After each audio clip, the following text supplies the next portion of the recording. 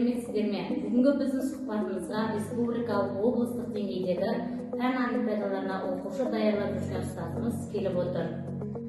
Мектебіміздің математика пәнінің мұғалімі Ерғалиева Гүлнар Қанапияқызы.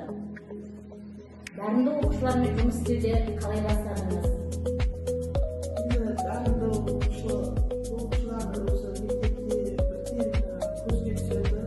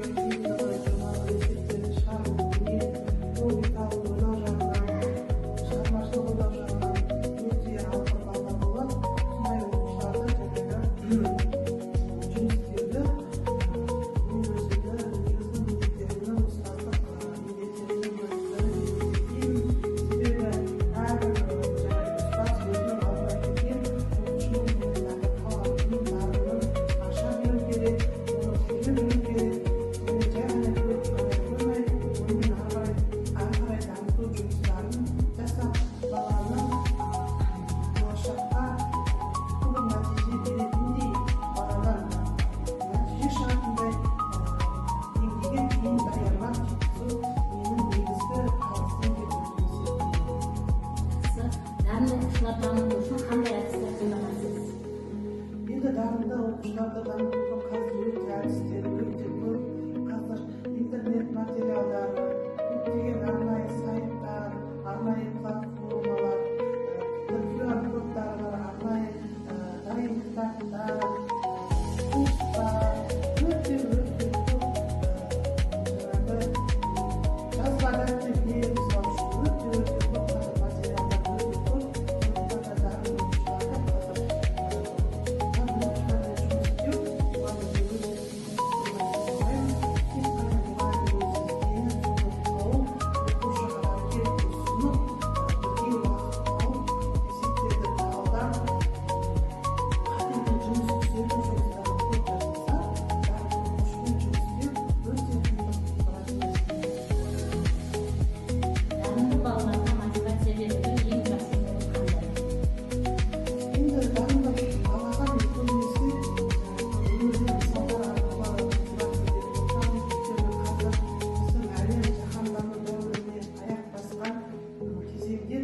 Яғни бір ғана белгілі бір мамандықты игеріп қана білу балаға болсын, кез келген адамға болсын, жас адамға болсын өте аздық етеді.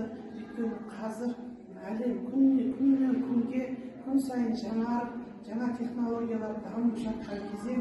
Сондықтан да бір ғана мамандықпен шектеліп қана қоймай, оқушы, соның ішінде дарынды оқушы, ол бірнеше мамандықтарды меңгеру керек деп өз басым есептеймін.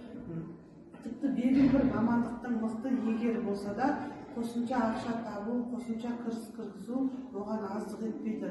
Сондықтан да жаңағы дарынды оқушыға мотивация берген кезде, мен саған сенемін, сен менің сенімімді ақтайды деп ойлаймын, сен біздің ауданымыздың, облысымыздың сенімін ақтайды деген сөздермен қатар, көптеген жаңағы мықты өзін мен деп көрсетіп жүрген мықты мамандық иелерін мысалға көрсетіп, солардың видеоларын көрсетіп, солардың жаңағы білімдері арқылы тапқан табыстарының қазір қаншама деңгейге жетіп, қаншама адамдарды жұмыспен қамтып отырған жайлы көптеген видео материалдар көрсетіп, балаға мотивация береді.